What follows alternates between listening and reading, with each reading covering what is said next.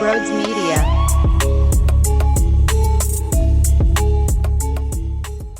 Embiid sucked today. Embiid sucked today.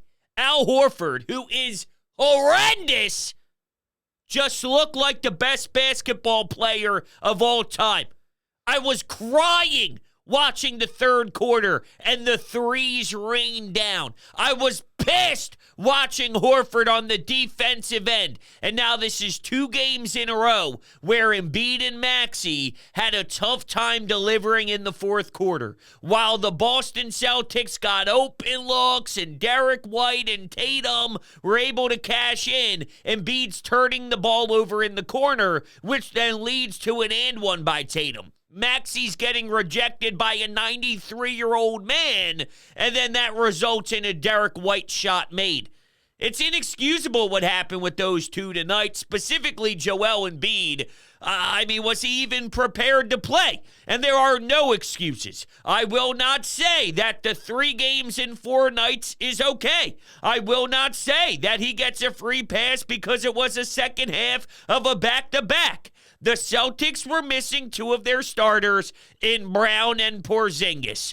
That completely washes out not having Oubre and Batum. And by the way, this Oubre story gets crazier and crazier. I have no idea what to believe, but I do know that I believe in my bookie, damn it. And let me tell you something about my friends over at my bookie. Skip the arguments with Uncle Dave on Thanksgiving and focus on what really matters in life. Good food, boosted odds, and hitting those Turkey Day parlays. Picture this. Not just watching games, but tuning every second into a potential win. With my bookie, you can stream the games and live bet them and turn any game day into a payday. Ready to up your game? Sign up today and make your first deposit with promo code BROADS for a sweet deposit bonus up to $1,000. That's promo code BROADS to claim your bonus. This isn't just a promo code. It's your secret weapon to get the extra edge on the house. The best part is, you don't need to be a sports whiz to win at MyBookie. You can cash in on everything from politics to your favorite shows and then some. Bet anything, anytime, anywhere, only with MyBookie. So you could take a look at Friday. The Sixers are back in action again. Take a look at the Fly Guys who won tonight. Now they won 3 of their last 4 on their road trip. There's plenty of great bets for you to pick out and for you to cash out on with MyBookie. Once again, promo code BROADS. Their information is down below in the description. This was very disappointing. Not many times so far this season do I feel blah after the game is over, but you really don't stand a chance when your best players on the floor is Robert Covington moving without the basketball and then getting some nice offensive boards, putback slams. Good for him. DeAnthony Melton was cooking, and we really do see the difference in when he's able to put a bunch of shots through the basket and for him to create that spacing. I thought after the Springer reverse jam, and I'm sure Furkan Korkmaz was crying on the bench thinking that could be me, because you know Furky loves himself some dunks. But man, after that Melton 3, after the Springer reverse jam, I thought the Sixers were going to run away with it because the building was so electric, but unfortunately they just weren't able to. And look, they were down 17, they fight back, they're up 1 at half, which I would have never thought in a billion years that would be the case. After I saw this lineup touch the floor, I wanted to vomit. Yo, Nick, we can never utilize Embiid with House, Morris, Pat Beverly, and Furkan Korkmaz ever again. Ever again. I never, ever, ever, ever, ever, ever, ever, ever, ever, ever want to see that lineup again. What a disaster that was. Anyway, the moral of the story is you won't win when Springer, Rocco, and Paul Reed end up being your most explosive and loudest weapons for you in a basketball game. I'm sorry, that will result in failure. Joel Embiid did not show up to play tonight, and he let his teammates down. That doesn't mean he's a bum. It doesn't mean he sucks. It doesn't mean he's a stiff. It means tonight he had a very difficult day at the office. He didn't look as engaged. He didn't get to the free throw line. Now, I will say the Celtics did dictate some of that by making certain decisions. And then I thought at times the double team gave him some trouble and confused him. So it wasn't just on Embiid. But at the same time, an MVP has to figure it out on the fly. In the middle of the game, you got to recognize what the other team is doing to you and find ways to elevate and get yourself back into this thing. If the other team is doing their best to take you out, well, then find a way to get back in. If it's plowing them down and earning some free throws and getting to the line, working yourself to the charity stripe, whatever it is, I'm sorry, you need to do a better job, and you definitely can't let Al Horford steal your lunch money like that. He looked like a legitimate pro, and you were an AAU player, and he just kicked you down, and he didn't have any response to it, and it's extremely disappointing because I wanted to see 40 points, I wanted to see 17 rebounds, and I wanted to see them take a 2-0 series lead against this bum-ass team, especially when you could take advantage of them missing some bodies, even though you were too. When they're down Brown and Porzingis, you got to take that. You got to take it and run. And I thought it would have been such a big-time statement for you to handle business tonight in your own building. You didn't have travel with the back-to-back, so I'm not saying it's not difficult. It is difficult, especially because of the pace of play of the Indiana Pacers over 48 minutes. It wears you down. I thought that maybe knowing it's your biggest rival, there's something called adrenaline. And when you step into that building, knowing what everybody else is feeling, knowing what the fans are feeling, knowing how much those ticket costs, how it's an ESPN broadcast, it's a 7:30 tip, you're playing a team that you despise, that the fatigue level, while it's real, your adrenaline can do something about it. And then in the first quarter, they get outscored aggressively, and the Celtics score 37 points or so, and you run out that lineup I said at the end of the first quarter. It's a disgrace. It really is. So there is a positive, and it's the fact that Nick Nurse already mentioned that you saw Springer earn himself some playing time. I'm done with Morris. Unfortunately, he's just at a point in his career where he doesn't have a lot left to give, and Springer is way more active. He'll hit a shot, he'll steal the ball out of the inbound, and then he'll hit a nice a floater, or he'll have a dunk and he'll take it hard to the rack.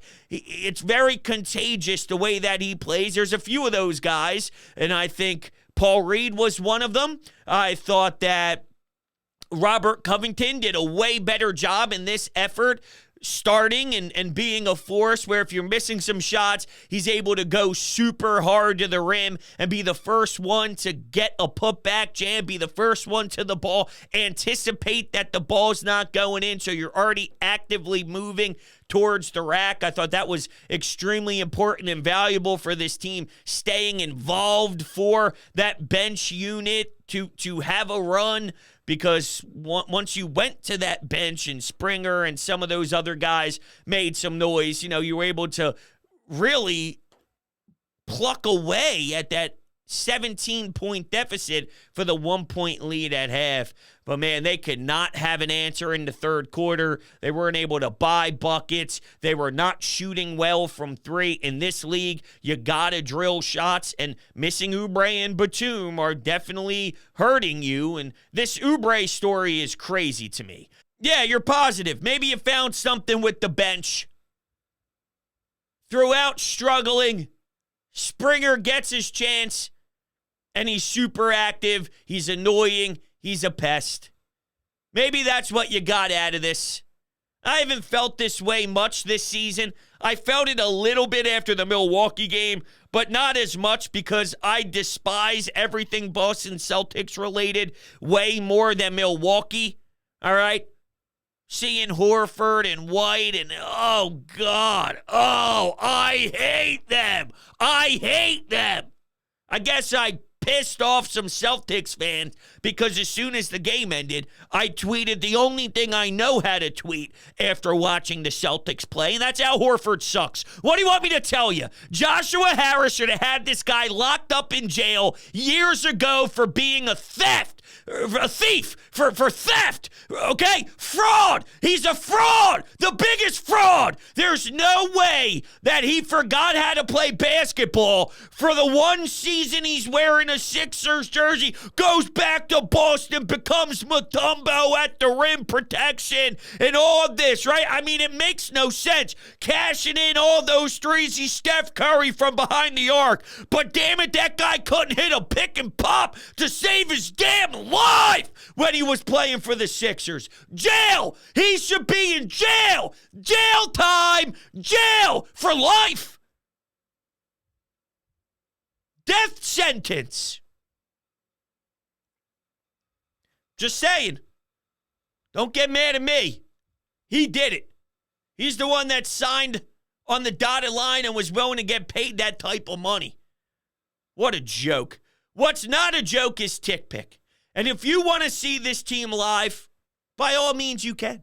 And what if I told you my friends at Tick Pick are going to help give you a push to get started into bringing a significant other, bringing a family member, bringing your kids, your entire family to the Wells Fargo Center to see the Sixers play live, or the Flyers, or if you're listening to this and you're a fan of a different fan base, this is worldwide, okay? This is any city out there in the United States of America. If you click the link down below in the description for Tick Pick, promo code BRODES is already activated to that link. You will get $10 off of your purchase when looking to go to a game if you spend over $99, and they have the best prices out there. It's guaranteed. If you find the same seats elsewhere at a better price than Tick Pick gives you 110% of the price difference in the form of Tick Pick credit. Also, there's upfront pricing, so no more doing the math in your head to prepare for how much extra you plan on spending on top of the listed price on other sites. The price you see at Tick Pick is the price you pay at checkout, period, end of story. Do not worry about it. What you see is what you pay. So make sure you get yourself going here and join the Tick Pick family down below. Get yourself to a game today. All right, with that said, we'll run over to the Anytime Hotline and hear from the fans out there after this loss. Disappointing, 2 losses in a row. I did not expect it to look this way. Even if Embiid went off and they did lose, I thought I can at least be a little more excited about the way they played and go to sleep at night knowing that they gave it everything they had. I don't think your best players gave it everything they had. And Maxey will learn through this, right? He's not just going to have the basketball and never make mistakes and never have a hard time. And you could tell he's starting to get frustrated. He's animated towards the refs. He gets teed up, but actually the ref is stupid for deciding to do that. And maybe if he did his job and realized there was a foul that wasn't called and he actually called it, then the person isn't mad and isn't upset, and then none of that happened. But you could tell when he's driving to the lane, and whether there were whistles blown or no whistles blown, or if he got screwed or not, over the length of the game, you could tell he was getting bothered and flustered, and he was putting his hands up and he was making faces. That's going to happen, and he'll need these type of experiences to figure out exactly how it's going to work and figure out what he needs to do when he realizes through the first quarter, hey, this is going to be similar to that night when we were in South Philly playing up against Boston, so I need to do X, Y, and Z to get myself established. Or I have a plan B when I realize plan A isn't working and I'm driving and I'm trying to create the traffic and I'm willing to take on the bodies and there's 2 or 3 guys going up with their hands up. I'll do crafty things to earn the foul calls. You got to go through these ups and downs to really figure it out, especially when you're now the guy. He hasn't been the guy like this. So I'm more willing to give him a leash than Embiid. Embiid's been around the block long enough. He's got to know he has to show. He no-showed. I can't believe it. Come on, Joel. Can't be no-showing. Hey, bros. Malcolm from Houston. Frustrating game. And dare I say it, Al Horford outplayed Joel Embiid. Yeah. Offensively and defensively. Yeah. He may not have scored as more points as Embiid, but the threes that he hit were just untimely for the Sixers, and I don't know what kind of defense Joel was playing, but I mean, it's the first time I've seen it where I thought the Sixers played better when Joel was off the court. So I would have liked to have seen Nick Nurse maybe have stayed with that unit and just played it out because it just looked different. It looked better. But I agree with you. I think they can ride with this unit. I think Nick Nurse can work with this unit. He definitely can. I don't think you should just be benching Joel because he doesn't have the greatest night throughout the game, and then when it's crunch time, you sit your superstar on the bench. Tatum wasn't doing everything in the fourth quarter. Now, he ended up subbing in a few minutes into the fourth and all that and whatever, but they said it on the broadcast. Well, he averages about 9 points in the fourth quarter. He wasn't really doing anything up until that point, and then bang, he eventually hits a big-time three. My point is, your biggest players can fail for 30 minutes of the game, and then the final last few that they're in there, it's a different world, and they show up, and I'm willing to at least take my chances with Embiid over just saying, hey, sit down. You stink. You're awful. You're pathetic. This isn't little Jimmy playing AAU basketball. There's a lot more to it. And I guess there's a video on TMZ that just got posted where they obtained footage of Kelly Oubre minutes after he was struck by a vehicle over the weekend, and he's walking into the door of his place with his bike. I don't know. That's not my job. I'll figure out when everybody else figures out what the hell's going on with Kelly Oubre. We'll see. I'm currently right now in my feels about that loss to the Boston Celtics. Not that him getting hit by a car or not is not a serious thing. Here it is. I just can't do anything about it except speculate some random stuff that gets thrown around social media when in regards to basketball, there's objectivity and opinion stuff that we could discuss. With the Oubre thing, it's out of my control, and we'll just wait to get updates on everything that happens. It's way more serious than hoops, but I can't do anything with it currently is my point. But I appreciate the call, Malcolm. I do believe in this team's depth when they are healthy, when they do have their guys back. I discussed how they aren't able to hit some threes right now. Well, Batum changes that. Oubre scores 20 points per game. Excuse me. So if these guys are now lacing up their shoes and playing, well, a lot of maybe the hard times right now with spacing and hitting threes and giving you that delivery and that punch from your second unit because guys get pushed down. Remember, now Batum is off your bench instead of starting with Oubre out, and Oubre's giving you 20 points in your starting rotation. And if Melton can cook the way he's cooking now, he wasn't really doing this when Oubre was available. If you get that and Oubre back, and Batum on your bench, and Rocco giving you a nice spurt, and Springer now being an option, and Reed, who's very active and brings energy, you got a lot of guys. So I said this before, and I'll say it again. It's very hard when you're missing a ton of your roster to really get a definition on who you are. And that's across the board. You could say the same thing about the Boston Celtics. They're completely different without Brown and without Porzingis. And when you're watching a regular season game without two of your guys like they did tonight, you figure out what else you have, your surrounding pieces, where they plug in when your others become healthy again.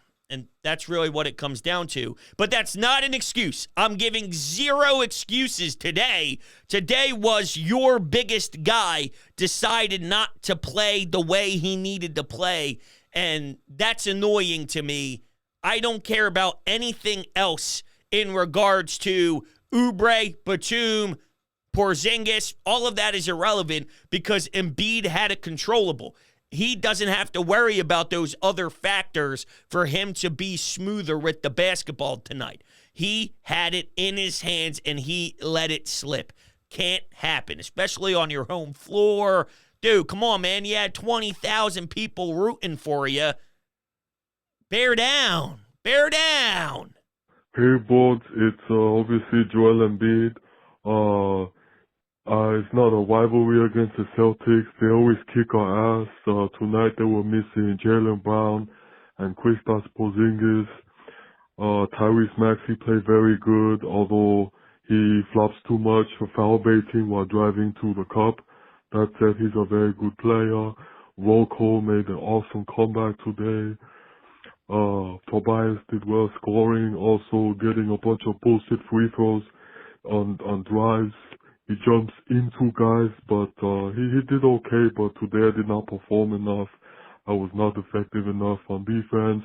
Al Horford, as usually, continues to destroy me. I don't know how you say that he's a fraud, considering he's the guy who defends me the best, but we'll see how we match up against them in the future. Okay, boys, you take care now. Thanks, Joel. I appreciate it. He's still a fraud. The biggest, actually. The biggest on planet Earth and in the entire galaxy. Hey, bros. I called in last night talking about how this game was a scheduled loss, and I want to take that back because we didn't just lose that because we were tired. We absolutely shit the bed. But honestly, I think this game shows us where we need to improve at the trade deadline. I have noticed a pattern that whenever we lose to the Celtics team, which happens way more than it should, it's not really because of their stars. I mean, Jason Tatum was okay tonight, but he wasn't why we lost. Okay? We lose to this team because they have guys like Derek White, Al Horford, Robert Williams last year, Malcolm Brogdon last year, maybe this year Drew Holiday and Kristaps Porzingis enter that conversation.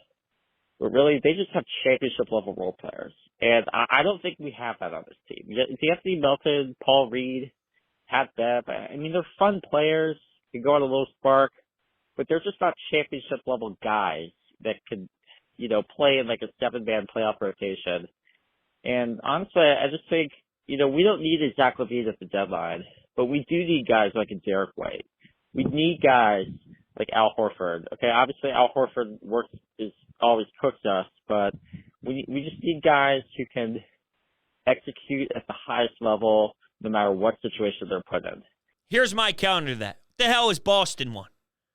They needed to get Malcolm Brogdon out of there. They despised Malcolm Brogdon there at the end of last year. Said, hey, we got to improve. We'll get Drew Holiday. No, I agree. Derek White is good. But, this team tonight, their role players were extremely well. This is the first time we're actually getting real role players. Batum is an actual role player now, and Robert Covington is a role player now. This is what you would be getting contribution-wise from your bench when your team is constructed the way that the vision is. So when you watch a game like today, Robert Covington would be after Batum on your bench. Right now, I think your biggest problem on your bench is not having a secondary ball handler because Pat Beverly is a disaster. He's having an extremely difficult time, and the offense without Maxey, it's crazy, right? Without Maxey on the floor, an Embiid plus a bench lineup essentially is killing me. And then when it's Maxey plus bench, I can live with it because at least there's a ball handler that makes a lot of sense. They are struggling big time when Maxey hits the bench, even if Embiid is on the floor. At least that was the case tonight. Maybe that can change when Embiid is locked in differently. But you got to remember that some of the guys that you have are what you're discussing. They just aren't able to do that currently because of where the unhealthy part is. It just sucks. But yeah, I mean, you're right, Derek White having more depth. That's what we talked about in the past, being super top heavy and having a lot of stars, but being super thin. Well, that's why I don't want to make a move. And right now, I can't worry about the trade deadline when you're 9 games into a season, 8 games into the season. There's so much time until then. It's hard for me to go, hey, trade deadline. I'm just getting started on trying to figure out who they are now, knowing that improvements will happen and Daryl Morey will have his finger on the pulse and see what he can do because he's always willing to get better talent in the organization. And that conversation will eventually come. But in regards to the role players, I think they actually do have what you're looking for. And you're right. You're right to point out what you're saying you want. What you're discussing is real. I think there's legitimacy to building that way. Being deeper is better than being top heavy now. I'm willing to try try it because being top-heavy for so long got you nowhere, and it was trash when you went to your bench. And horrible, horrible, horrible. It's not filled out properly right now, though. That's the issue. There's no issue with HelloFresh. A crazy schedule makes it easy to fall back into your dinner time recipe rut. So keep mealtime exciting with over 40 recipes to choose from every week. There's always something delicious to discover with HelloFresh. HelloFresh does all the shopping and meal planning for you. Ingredients arrive at your doorstep, pre-portioned and ready to cook, along with pictured step-by-step recipe cards. HelloFresh is 25% less expensive than takeout. So that means you get easy home-cooked meals on the table and more money back in your pocket. So go to HelloFresh.com/50broads and use code 50broads for 50% off plus free shipping. That's code 50broads for 50% off plus free shipping. HelloFresh is America's #1 meal kit. Okay, we'll take one more call before we end the show. Hey man, hey bros, just watched the game. A few thoughts. And I seen, Joel has this hamstring soreness, man, and I know it's how Nick Nurse coaches his guys and teams. He uses his starters and that's all he uses. He don't rest. Most of the game it's just the starters playing. But man, 34 minutes for Joel. All the starters were over 34 minutes. I mean, that's seems a little bit much on a 42-minute game. I mean, Maxey, 39 minutes. I mean, I get he's young, only 23, fresh spring chicken, but, that gets on anybody. That builds on everybody. I like how this team's directed. I mean, the loss does suck, but I don't know how I feel about the usage. Well, let's look at the Celtics. Tatum played 39. Drew Holiday played 35. Derek White played 36. Yeah, Maxey does get close to 40 on a basically consistent night, but he can. I do think he can. Springer played 20 off your bench. Pat Bev is a disaster. Paul Reed, your backup center, giving you 14 sounds about right. You got 8 minutes for Marcus Morris, which is 8 minutes way too long. I got no problem with the usage. They just need to play better. That's my thoughts on it all. All right, everybody, I appreciate you. I love you to death. Rough one for the Sixers tonight. We'll be back talking about them specifically on Friday. Appreciate you all. We'll be talking soon.